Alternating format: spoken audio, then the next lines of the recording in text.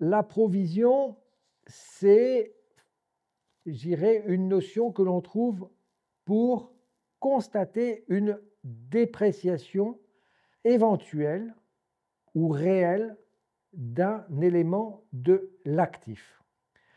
Alors, constater une provision, comptabiliser une provision, c'est procéder à la constatation comptable d'une perte de valeur résultant de causes et dont les effets ne sont nécessairement pas irréversibles. Exemple, un client qui ne vous paye pas, qui fait l'objet d'une procédure de redressement, eh bien vous avez un doute sur le recouvrement. Donc vous allez venir diminuer la valeur de la créance de ce client. Une provision est donc la constatation comptable d'une diminution de valeur d'un élément d'actif, provision pour dépréciation, ou d'une augmentation d'un passif. Par exemple, une provision pour risques et charges, précise quant à sa nature, mais incertaine quant à sa réalisation. Que des événements survenus ou en cours rendent prévisible à la date d'établissement des comptes annuels. Donc, attention à ne pas confondre une provision avec les provisions réglementées.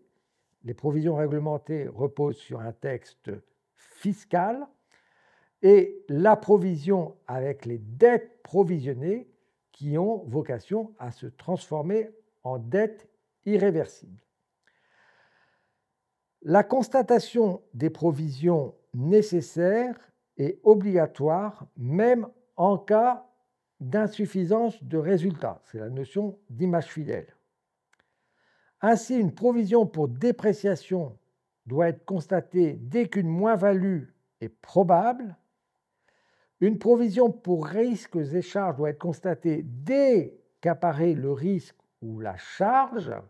Exemple, un litige avec un salarié, un litige avec un fournisseur, un litige de production.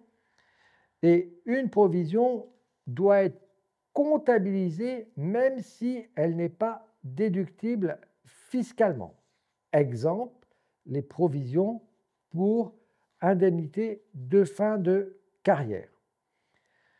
Les provisions fonctionnent avec un compte de dotation aux provisions, un compte de la classe 68, et par un compte de bilan.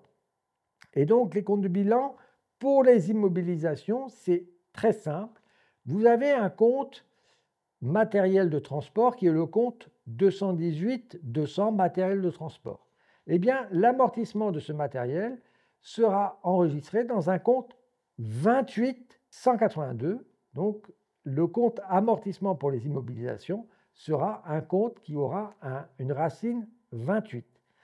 Les comptes pour provision pour risques et charges seront comptabilisés au passif dans un compte de la classe 15.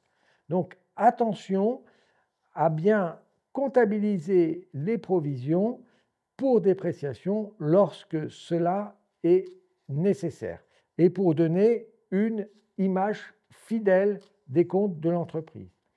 J'insiste sur le fait qu'il ne faut pas confondre provision pour dépréciation et charges à payer, ou provision pour risques et charges et charges à payer. L'exemple le plus flagrant, c'est les provisions pour congés payés, c'est-à-dire que les salariés, lorsqu'ils travaillent, ont droit à des congés payés.